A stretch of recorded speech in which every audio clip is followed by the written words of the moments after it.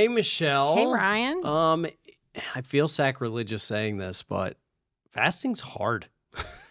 We're Fasting, halfway there. yeah, Yes, this is hard. it's not always easy. And I know it's like, okay, don't talk about it, and you're not supposed to say those kind of things, and just, trust in the Lord. But I mean, honestly, it is not an easy thing. Right. Especially, I think when you're doing it with a group of people, like the honesty is kind of a good thing, right? Like, this is hard and it's a sacrifice and we're being obedient, but it's hard. Yeah, it's a discipline.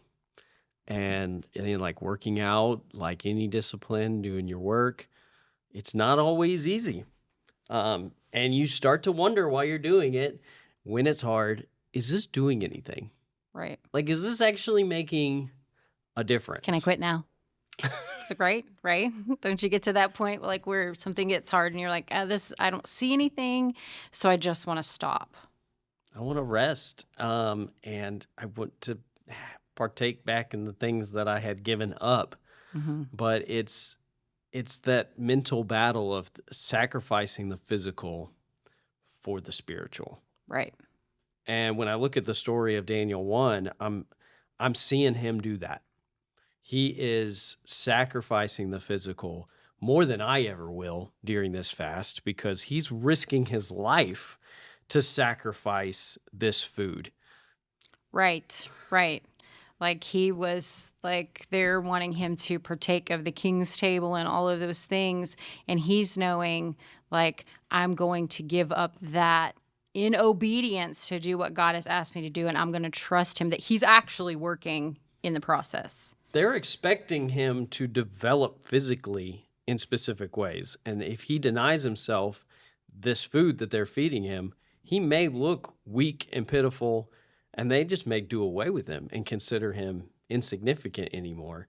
And yet he's looking to God's word and saying, I'm not supposed to eat this food.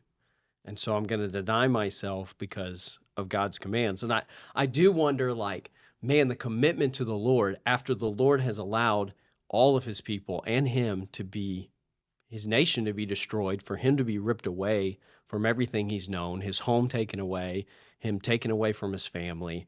And he could have easily in that moment been like, God, you haven't been there for me. Why am I going to be there for you? Right. But yet still he chooses. Chooses obedience.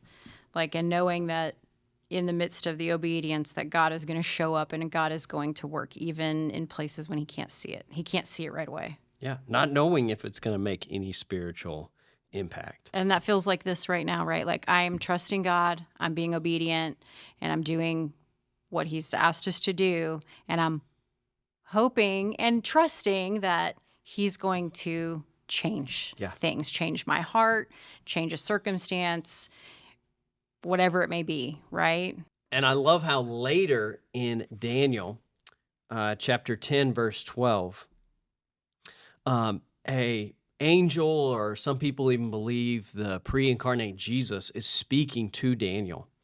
And he says in verse 12, then he continued, do not be afraid, Daniel, since the first day that you set your mind to gain understanding and to humble yourself before your God, your words were heard, and I have come in response to them. From the very first day that he humbled himself and started this fast, God showed up and was listening to him. From the first day. From the very first day.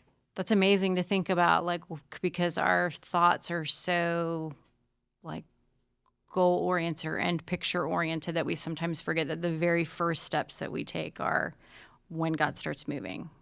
Yeah. From the first day. I mean, and that's the truth for us too, that we have to remind ourselves.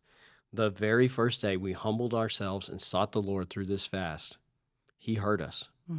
And he's been coming. And it's a continual obedience on day 8, on day 10, and day 12, on day 20, right? On day 422 of your trust with the Lord, on whatever that is that he's asked us to do. Yeah, our battle just is not in the flesh.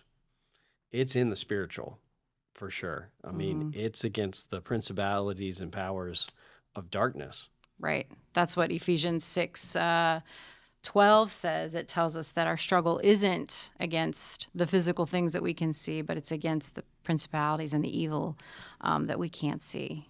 There is a war being waged right now during this fast. We can't see it, but we are participating in that and working towards victory with the Lord when we sacrifice the physical for the spiritual. Mm-hmm. I think about it like the other night I did a escape room with some friends. And Did you get out? Yes. Okay, good. But because of them, I'm not very good at escape rooms. What I am good at is noticing when something feels like it's important. I'll just be like, so you're the one that's like, hey, notice that. And Yeah. they're like, what? And There's you're like, I don't these know symbols. why. You got to know these good. symbols. So there was one point where I'm in one room and my friends are in the other, and they're like, hey, try this code. Do this, put these numbers in. And I don't know where they're getting the numbers from. Like, they've figured out something. I'm just like, oh, yeah, I hope. And I'm like, okay. And they're like, put in 412. They're giving me these numbers. So I'm putting the numbers in. And suddenly it unlocks this thing. And it's like, oh, sweet. Okay, what did y'all even do? And I don't know. I had to 100% trust them. They're in the other room, just calling out to me these things. And I'm putting it in. And I just feel like fasting can be that way. That like, trust. I don't know why I'm doing this. I don't know what it's even going to do. But, the Lord's calling from the other room, and I'm going to listen. And let's see. And so often it unlocks something in us, a deeper sense of joy, of grace, of appreciation, of thanks, of God working in our lives, maybe a healing, a salvation that takes place in a family member's life or a friend's life.